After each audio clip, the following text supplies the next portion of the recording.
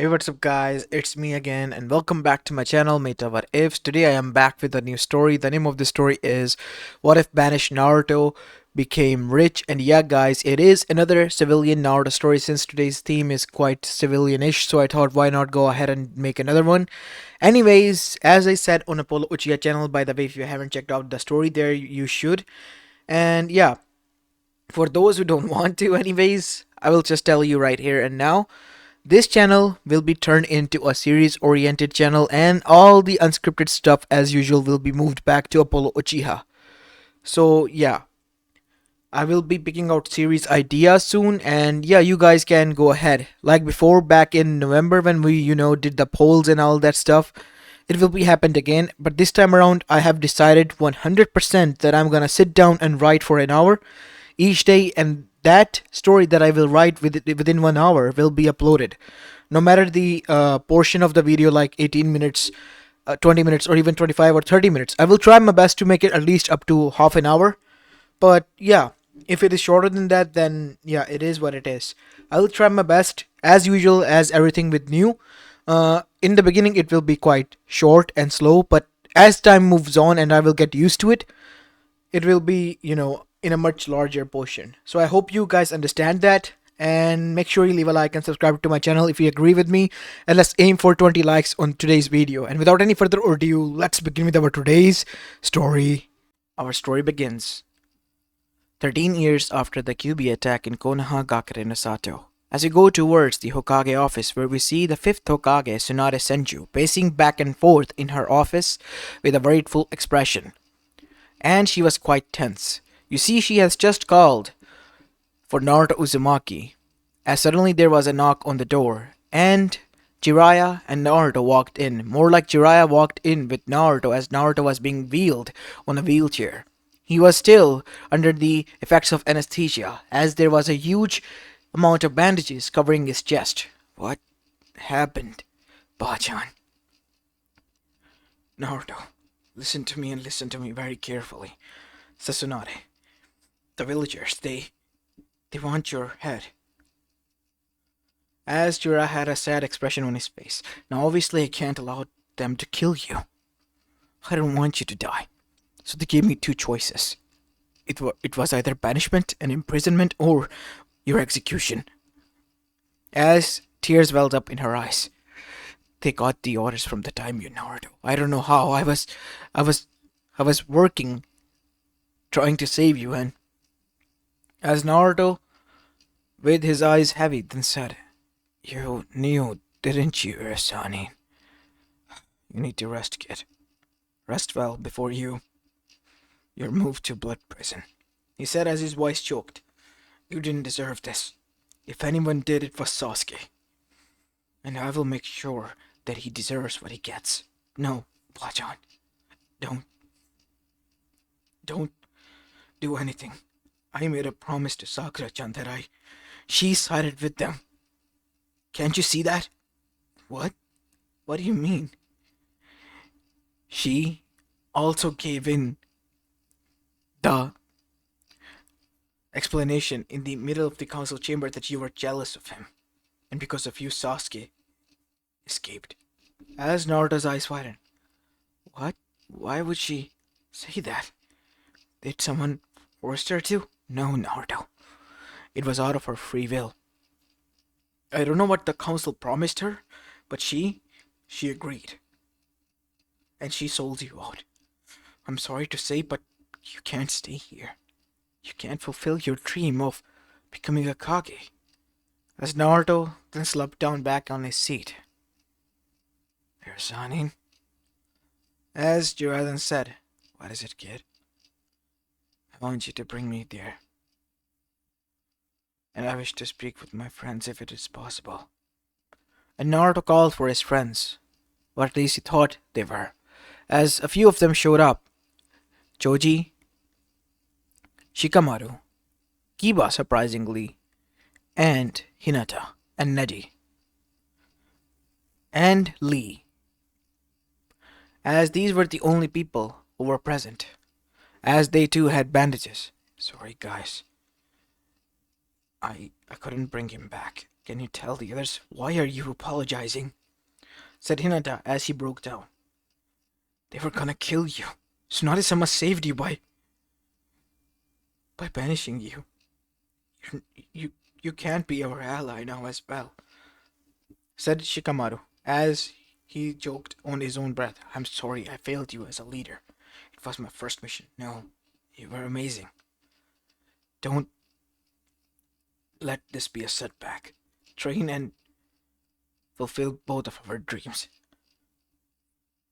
You wanted to become someone who enjoys life, right? Then do that, Shikamaru. But also become the Hokage for me. Please? I will. Leave that to me, you damn blonde. Just make sure you don't get into trouble, you troublesome idiot, because next time we won't be there. Who knows what might happen? As Neji then said, Naruto, just know this. Even if Konoha is against you, we are still on your side. Us and Tsunade-sama and maybe even Jiraiya-sama.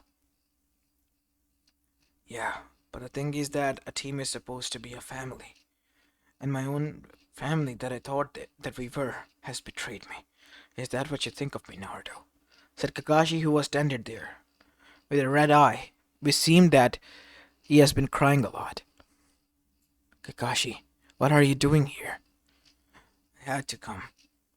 I had to tell him face to face that how sorry I am. I'm so sorry, Naruto. I couldn't have been a better sensei for you.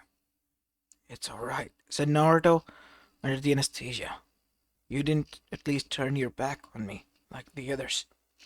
As Kakashi looked down and clenched his fist, I should have known better.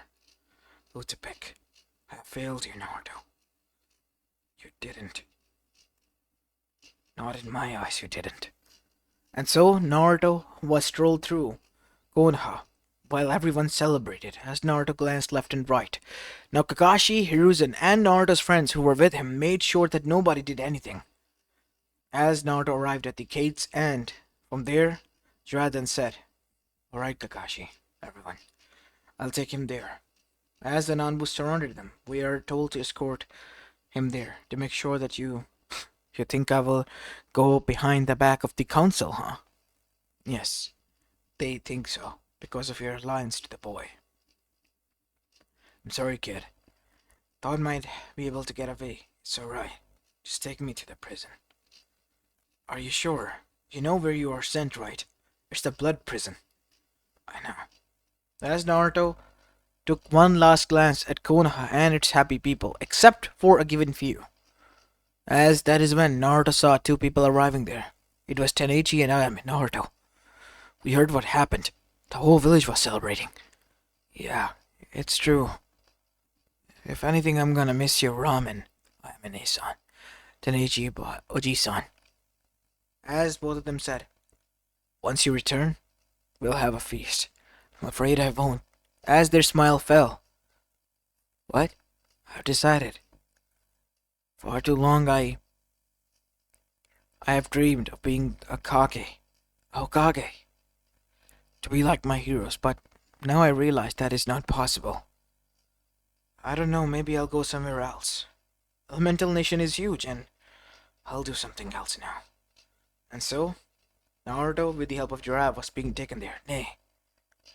Here's on it, said Naruto on the last night of their travel before they arrived to the blood prison, which was scheduled for next morning. I have a favor to ask you. What is that, kid? As Naruto then looked towards him and explained to him what he wanted, and Jiraiya was shocked, but he agreed. As now we see Naruto was there. He was able to stand as markings of the blood prison was now implanted into his skin, and Naruto was led to his chamber. He didn't fight, he didn't put up anything. He just said goodbye and went there. And now he was slumped against a wall on the floor, thinking that how he had tried all his life and yet this was his reward. Man, his life sucked. You think that? Said a voice. Oh. You're the last person left who hasn't said anything to me. So, what's this gonna be? Sarcastic remarks or something? I told you to. I told you so or something? No, kid. At least you tried. But you tried in the wrong place. What? Those people would have never given you a time of a day. You know that, I know that. Me being just a part of you is an excuse. If I was not even present, they wouldn't have given you a time of the day. You wanna know why? Why? Because of your antics. Your hunger for driving the attention toward yourself. That is why most of them hate you. Not because of me. Listen, if they hate me because of what I did or hate me because of you, I don't care anymore. Not like I'm gonna go back to that place. Still, your dreams, your hope, everything is taken. Do you not care? No. And what you said to that old man? Yeah, I know. Your chakra coils are completely sealed off, you know that? That is because I do not wish to be a shinobi anymore. I have no reason to. The only reason I wanted to be a shinobi in the first place was to become Hokage. My end goal, my ultimate dream. Now, since that cannot be made into a truth, a reality, I'll just stop being a shinobi altogether, said Naruto. And there he began to spend time as weeks passed, as Naruto's hair was now still as such. The only thing that changed was Naruto's restless night, and would just stare at the wall, with nothing behind those eyes. No dream, no hope. Just a broken soul who was just wondering what he was supposed to do in this life now. If his dreams were taken away from him, what's the point of continuing anymore? While on the other side, back in Konoha, we see Tsunade sitting on her Hokage office. No, she said. As Mibuki Haruno and her daughter's face fell. What do you mean? She is the Rookie of the Year in Konomichi segment of the academy. Even if she is the Konomichi of the universe, I would not take her at least as my apprentice. I have the right to choose, and I do not choose her or the Yamanaka. I have already chosen the Hyuga. Plus, they have the Byakugan, which it would be quite good if they were taught medical ninjutsu. But my daughter, I told you, Mibuki Haruno, once a no, always a no. And you can't expect me to give just clan secrets away to anyone. Right? But my daughter is not anyone, Tsunade-sama.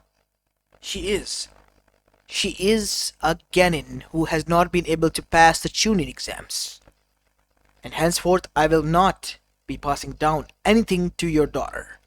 Is that clear? I understand. We will have a meeting about this in the council. Then nothing. As the Senju clan head, I have the final say. Even the daimyo's word would mean nothing. And so both of them left, with their nostrils flared, as Tsunade then slumped on her desk. Serves them right. They think I would do any favor to them after what they have done to Naruto. Calm down, Hime. I'm back. Oh great, you're back. What do you want? Calm down, I'm on your side, remember? Our side. I'm on Naruto's side, Val. Choose where you stand, Jiraiya. You do know that you are the Kage of this village. I was holding the position for the kid. But these bastards took that even dream from him. Like I said, and now even the brat would say it, Konoha is a hell where dreams and people get killed, Jiraiya. I'm gonna just pass on the hat soon and leave this shithole. But before I do, I'm gonna make it mandatory that nobody would be able to pass the law so that Naruto would be brought back. Because Naruto has decided to get himself rid of this village, so that, I would say, would be a good riddance for Naruto so that they would pester him anymore. You know what? Let's get this finalized. And so Tsunade and Jiraiya conspired against Konoha and were able to finalize a decree that law passed through the whole elemental nation and in the field of each and every daimyo. and would be forever irreversible by any other Kage if instated. And shortly enough, Tsunade was then took off from the seat because she didn't want it to be a Kage, and passed on the hat to someone who was itching to have that seat and hat, Danzo. But as the seat was given to him, it had come with a price that he was willing to pay because he knew that he would be able to get any other Jinchuriki, but this would be his only chance to become a Kage. And so he took it and became the sixth Hokage of Konoha. And as soon as he did, he arrogantly said, for those who wishes to leave, clans or whatnot, can leave. I'm not gonna be a cruel dictator. You have a free will. He said these words because his team said that this would help him gain favor. But immediately, the Senju clan, the Uzumaki clan, which were combined now, as well as the Namikaze reserves, were taken. And not only that, the Inizuka clan, the Hyuga clan, and some of the other clans that were on Naruto's side all departed, leaving Konoha quite shrill and quite lacking in departments of power now. And there was nothing Danzo could do. He decreed it himself as his first order as the Hokage, and by the tradition, first order could not be reversible ever. It was to show the absolute power of the Kage, and so it was as the willed. As now we see, within weeks, the whole village was now barren. More land to spare for the civilians, and the civilians took it upon themselves to grab the properties, but they were shocked to find out that it was sold already to someone outside. And they had to buy it now. And each and every penny and things were taken from there. And the people who left soon settled down in Kumo altogether. Why? Because Kumo wanted them and accepted them with open arms. And now those clans had a council seat in the Kumo council chambers, and Konoha was frightened. Our own allies have turned their backs on us. How are we gonna go ahead and defend ourselves? Said Inoichi. Because his clan decided to stay behind. I do not know how we're gonna do this, but one thing is for certain. Tsunade, I might say, well played, said Danzo to himself almost, rubbing his forehead, because right now, Konoha was in the worst situation it could have ever been. The people who knew ins and outs of Konoha has just gone to Kumo, the second strongest village, and settled down there, and might even share a secret or two about Konoha. And now Danzo was aware of the threat that he was in. Most of the Anbu forces were dry out because they left because of the injustice, and the shinobi sector as well was now quite down. And the cherry on top was most of the clans have left, leaving Konoha dry to the bone. All the while, this misfortune never was heard or crept into the ears of Naruto, who was just doing his tasks in the blood prison and was now seated in his cell, as he was visited by Jiraiya one day, alongside with Tsunade, who told him what was going on, and now they could bail him out if they wanted to. I wish to stay here. What? Why, kid? I don't know. I guess I don't know what to live for right now. And I might have made a friend, said Naruto, as he went back, and there he and Kyuubi began to talk, and finally, Naruto decided that he needs to leave. But as soon as he did, it was at the age of 17, a few years later, and what Naruto heard didn't even shock him. Oh well, I guess what was done is done, right? Yes, it was not your fault. I'm glad it isn't, because I thought they would try to blame me. But what am I gonna do? I don't even know. Well, let's talk. As Jiraiya Tsunade brought Naruto to a pub where Naruto was seated. Alright, this kind of reminds me of the time when we met you, Bachan. Of course it does. What is it? Naruto, your parents. It's about them. As Naruto said, oh, Kurama told me already who they were. And why it was kept a secret. Look, if it's about me hating you, it's not. I am actually glad that you're both involved in my life, somehow. What? You mean you already were? Somewhat. About my parents, yes, but What is it you wanted to speak about? Said Naruto, whose hair was no longer down to his shoulders, and his eyes, they were still dark and hollow, empty of any joy that he had once possessed. They left a lot of money. We want you to settle down and start a business so you can live your life. Or you can just allow me to just live that. No, I don't want my chakra coils. After losing them, I began to enjoy my life somewhat, but I was searching for a meaning. And you might have just given me that. A new start. A civilian start. And so, Naruto, with the help of Tenoichi and Ayame, who has also departed after finding them by coincidence, was able to start a business and was able to learn as a chef apprentice from them. And soon enough, within the upcoming few years, as the Fourth Great Shinobi War raged on, Kumo, with the help of the other allies, was able to trample not only Konoha, but also the major threat who aligned itself with Konoha for Bijus, and that was the Akatsuki. Naruto and his fox den, which was a ramen stand, more like turned into a huge shop, was now the most popular thing in the rice country. People from all over the elemental nation visited there just to get a taste of the ramen and the steak that was made, homemade there, their speciality. As now we see, Naruto's friends also came there, and one day Hinata and Neji visited. Hey Naruto, how it's going? I'm doing fine. Who are you two? As Naruto's eyes widened, wait, you're Neji. Wow. Why are you wearing Kumo outfit? Well, I am because we are from Kumo now. The clan resides in Kumo. I see. But where is yours, Hinata? Um, actually, she is not a part of the clan anymore. What? What happened? I thought you... No, we didn't have a fight. She, she, she wishes to become a member of the Uzumaki clan. What?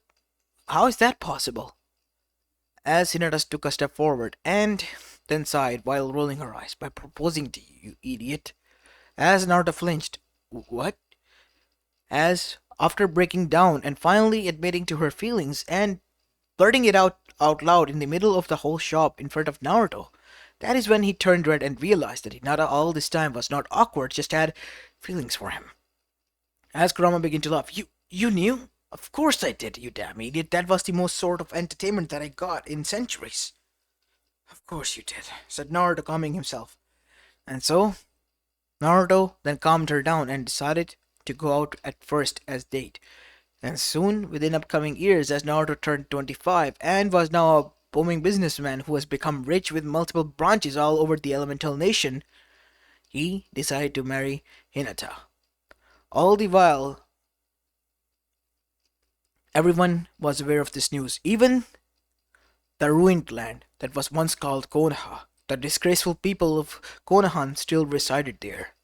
As now we see, a black-haired boy was seen near the waterfall, wearing robe similar to Orochimaru, as he was told about a certain ramen shop known as Fox Den, and so he decided to visit where the owner himself would serve. Can I have one bowl of ramen? Said the man, while he was wearing a straw hat that hid his face. And after the bowl was served, Naruto was settled on the other side. So, how has been life treating you, Sasuke? Said Naruto, as the man tilted his head towards the side. I could ask you the same, Dobe. I heard what you did. You gave up being a shinobi.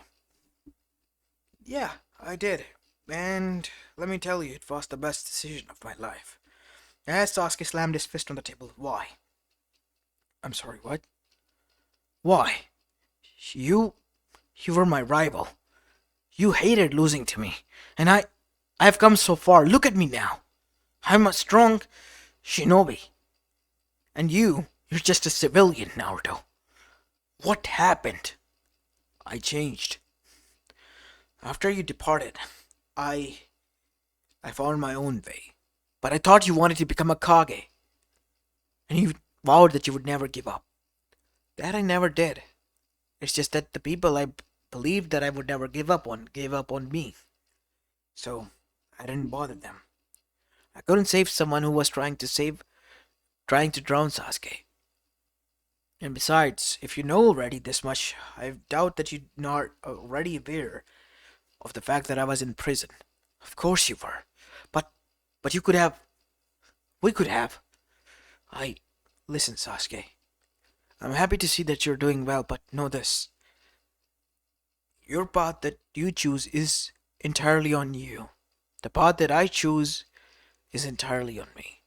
There's nothing I can do about your choices, and there's nothing you can do about mine.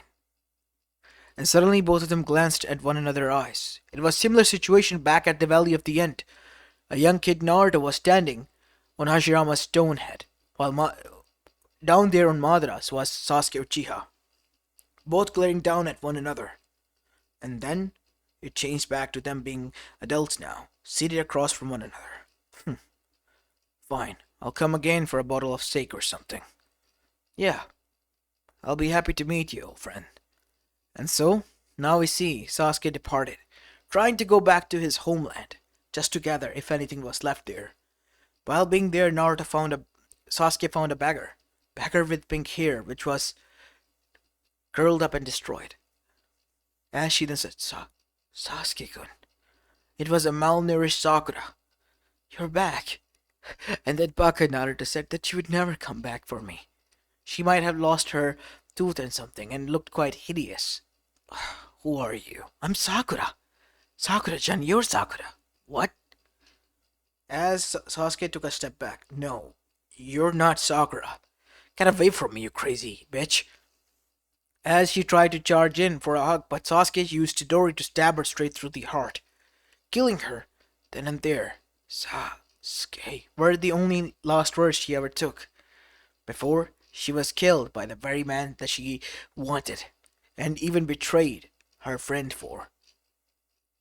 As after that, Sasuke grabbed his scroll and left the land of Konoha, the land of hatred and whatnot. As this is where I'm going to be leaving the story of, guys. I hope you enjoyed this one, and if you did, then make sure you leave a like and subscribe to my channel. And if you like the content of this channel, make sure you leave a like and follow. And let's aim for 20 likes, and without any further ado, let's end the video here, as this is it. I'll see you in the next one. Peace.